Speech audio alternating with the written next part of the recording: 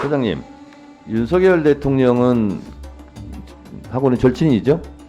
네, 뭐 친한 사이죠. 예, 평가의 남이 네, 잘 아는 사이죠. 예, 그래서 친합니다. 여쭤봅니다. 의리남입니까 아닙니까? 네? 의리남. 의리가 있습니까 없습니까? 그거는 너무 개인적인 질문이기 때문에. 아니 본인이 생각하시기에 의리가 있는 남자잖아요. 의리 없는 남자라고 말씀은 못 하시겠죠. 자, 저도 의리 있는 남자 같아요. 제가 보기에. 네. 근데 의리를 지키는 분이 제 기억으로 딱 두 명이 있어요. 김건희 여사에 대한 의리는 잘 지키고 있다. 또 한 명, 의외로 박근혜 대통령에 대한 의리를 잘 지키고 있다. 그런데 국민과의 의리를 좀 잘 지켰으면 좋겠다.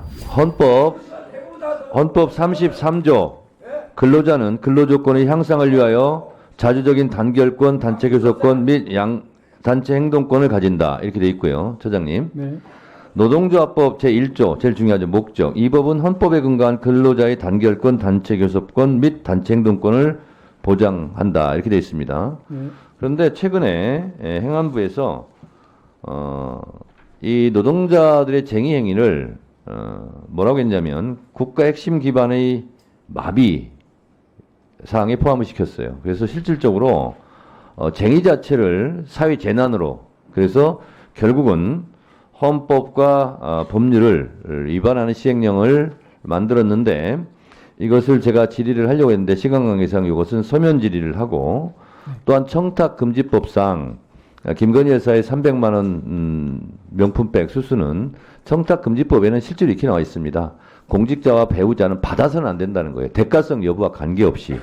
그래서 이것에 대해서 검찰이 불기소 처분한 것이 법적으로 맞는지, 이런 부분. 그리고 대통령 거부권 제한이 부당하다고 했는데 거기에 대한 헌법학자들의 의견이 있는데 여기에 대한 견해.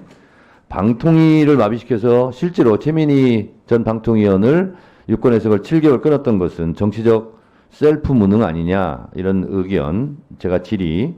또 증가법상 국회 자료 요구 제출 유권 해석, 이런 것은 서면 질의로 제가 하도록 하고요. 이런 걸 하면 시간이 좀 없기 때문에 좀 비교적 소프트한 것을 우리 처장님께 질문하도록 하겠습니다. 처장님, 윤석열 대통령은 하고는 절친이죠?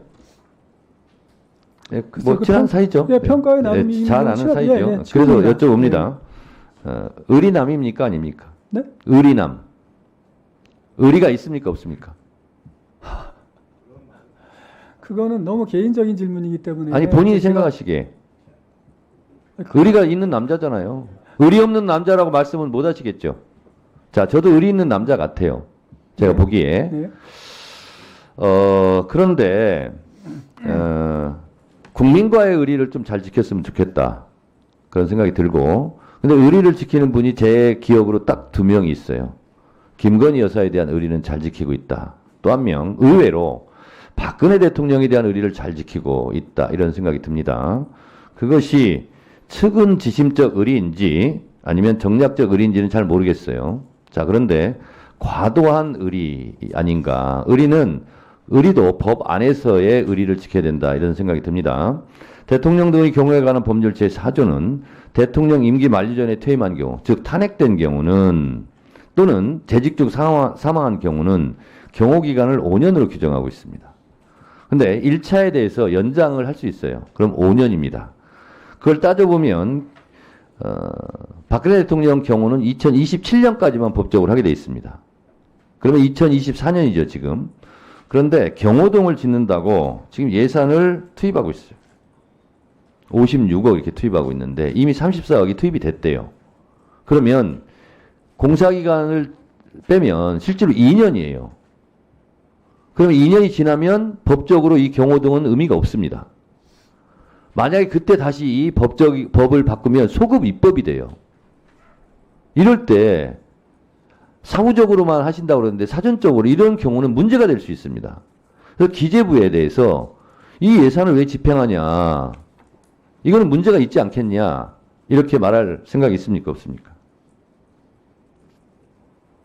글쎄, 문제가 있는지 한번 살펴보겠습니다. 아니 지금 문제가 말씀하신 있어 게. 보이죠?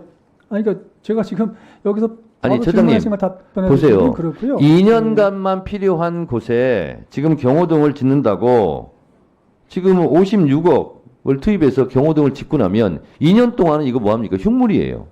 무용지물이 되는 거예요. 그러면 국민의 혈세가 낭비되는 겁니다. 매우 곤란한 상황이 발생하지 않겠습니까? 한 가지 사례를 한번 말씀드리면 이전에 사례를 말씀하지 마시고 이런 경호 사례가 없어요, 지금까지. 대통령 경호 업무시설 관련해서. 고민이 됩니까, 안 됩니까? 그러니까 어쨌든 아니, 이게 고민이 돼요, 안 돼요, 고민이 처장님? 됩니다. 어쨌든 그 기간이 지난 다음에 한번 이효 여사 때 그때 이제 6호 4조제 6호를 적용해 가지고 그밖에 처장의 경우가 필요하다고 인정되는 경우에 국내 요인 해가지고 자, 옆에 조언을 받아서 답변하시는데 그렇게 하지 마시고 고민하시고 저한테 답변해 주세요. 그런 적이 있는데 서면으로 고민해 보겠습니다. 답변 제출해 주시기 바랍니다. 네, 네. 고민되죠?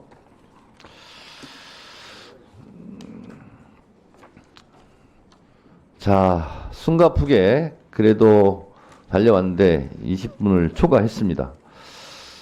이상으로 질의를 종결하겠습니다. 오늘 국정감사와 관련하여 저를 비롯하여 김영민 의원, 서영기 의원, 박은정 의원, 송석준 의원, 장경태 의원, 김승원 의원님께서 서면 질의를 하셨습니다.